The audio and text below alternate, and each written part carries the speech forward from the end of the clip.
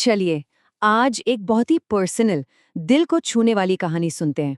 ये कहानी है दोस्ती की, उन रिश्तों की जो वक्त के साथ बदल जाते हैं और कभी-कभी खुद को बचाने के लिए लिए गए मुश्किल फैसलों की। ये लाइन सच कहूं तो इस पूरी कहानी का दिल है। मतलब सोचकर ही अजीब लगता है ना, कि जो रिश्ता 17 साल पुराना हो वो एक झटके में कैसे बिखर सकता है।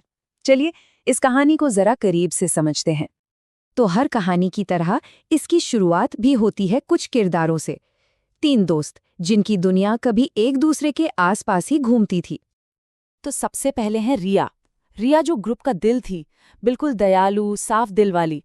लेकिन उसकी आंखों में ना एक अजीब सी थकान थी, एक बोझ था जो शायद वक्त और तजुर्बे ने उसे दिया था। फिर आती है अंजलि, घुंघराले बाल और चेहरे पर एक प्यारी सी मुस्कान। वो बहुत हमदर्द थी, ऐसी दोस्त जो हमेशा आपकी बात सुनती है। लेकिन इस कहानी में वो बेचारी 2 पार्टों के बीच फंस गई थी। और आखिर में सनाया, वो भी कभी एक बहुत अच्छी दोस्त हुआ करती थी, पर धीरे धीरे उसकी अपनी इनसिक्योरिटीज ने उसे इतना बदल दिया कि उसे पहचानना ही मुश्किल हो गया था। तो यहीं से कहानी में एक ट्विस्ट आता है, एक बहुत ही दर्दनाक ट्विस्ट। जब दोस्ती में भरोसे की जगह शक ले लेता है ना, तो वो जहर की तरह धीरे धीरे रिश्ते को खत्म कर देता है। ये शब्द सनाया के थे, जो वो अक्सर रिया से कहती थी। अब सोचिए, ये सिर्फ शब्द नहीं थे, ये किसी के सेल्फ कॉन्फिडेंस पर, उसके वजूद पर सीधा हमला था। उसे ये महसूस कराना कि वो किसी लायक नहीं है। और ये कोई 1-2 बार की बात नहीं थी। नहीं, ये तो एक पैटर्न बन चुका था। रिया कोई सपना देखती तो उस पर ताना कसा जाता, वो कोई कोशिश करती तो उसका मजाक उड़ाया जाता, और अगर कोई गलती हो जाए तो चुभने वाली बातें सुनने को मिलती। और रिया बेचारी, वो बस ये सब सह रही थी, कभी अकेले में रोकर तो कभी सबके सामने चुप रहकर। लेकिन हर पल वो अंदर ही अंदर टूट रही थी। इस माहौल का उस पर बहुत बुरा असर हो रहा था। कहते हैं ना, हर चीज की एक लिमिट होती है, बर्दाश्त करने की भी। और अब कहानी उस मोड़ पर है जहां रिया के लिए सब कुछ बर्दाश्त के बाहर हो चुका था। अंजलि, जो दोनों की कॉमन फ्रेंड थी, उसने बहुत कोशिश की कि दोनों को फिर से एक कर दे। बात की, समझाया, सब कुछ किया, लेकिन तब तक ना रिश्ते में दरार इतनी गहरी हो चुकी थी कि उसे भरना अब लगभग नामुमकिन था। तो सवाल ये उठता है कि आखिर रिया अंजलि पर इतना भरोसा क्यों करती थी? वजह साफ है।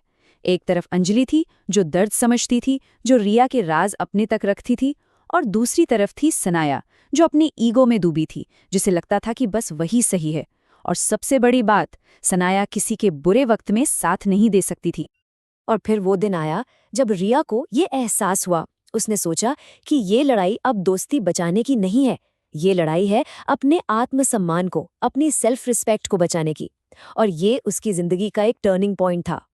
कभी कभी ना, जब कोई रिश्ता आपको बनाने की जगह तोड़ने लगे, तो उसे दूर हो जाना ही खुद को बचाने का शायद अकेला रास्ता होता है।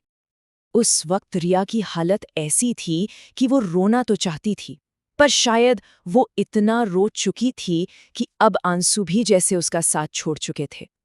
आंखों में बस एक खालीपन था और दिल में बहुत गहरा दर्द। देखिए, रिया का ये फैसला अचानक नहीं था। उसने रिश्ते को बचाने की हर मुमकिन कोशिश की थी। सालों तक सबको सहारा दिया था, सबको संभाला था। पर आज उसे लगा कि किसी और को संभालने से पहले उसे खुद को बचाना होगा। और इसीलिए बिना लड़े, बिना कुछ कहे, वो चुपचाप उनकी जिंदगी से दूर चली गई। लेकिन इस टूटी दोस्ती की कीमत वो बहुत भारी थी। रिया को एंग्जाइटी, डिप्रेशन और हर वक्त टूटे हुए महसूस करने जैसी चीज़ों का सामना करना पड़ा। वो खामोश हो गई और एक अजीब सा खालीपन उसे अंदर से खाने लगा। अब कहानी का यह हिस्सा दुखद तो है, पर इसमें एक बहुत बड़ी सीख भी है। और वो सीख है आगे बढ़ने की, मूव ऑन करने की। तो उसी खालीपन से लड़ते लड़ते एक दिन रिया ने फैसला किया। उसने इस बात को अपनाया कि जिंदगी का मतलब ही आगे बढ़ना है। और कभी-कभी आगे बढ़ने के लिए कुछ लोगों को, कुछ यादों को पीछे छोड़ना ही पड़ता है। और यही इस पूरी कहानी का निचोड़ है, सबसे बड़ी सीख। रिया को ये समझ आया कि हर बार कोई रिश्ता टूटे तो इसमें हमारी गलती हो, ये जरूरी नहीं। कभी-कभी बस वक्त बदल जाता है, लोग बदल जाते हैं और कभी-कभी शायद ये बस किस्मत होती है। तो आखिर में ये कहानी हमें एक बहुत ज़रूरी सवाल के साथ छोड़ जाती है। क्या हर रिश्ते को बचाना ज़रूरी है, चाहे उसकी कीमत कुछ भी क्यों ना हो? यहाँ तक कि हमारी अपनी मानसिक शांति और हमारा आत्मसम्मान भी? ये एक ऐसी बात है जिस पर हम सबको सोचना चाहिए।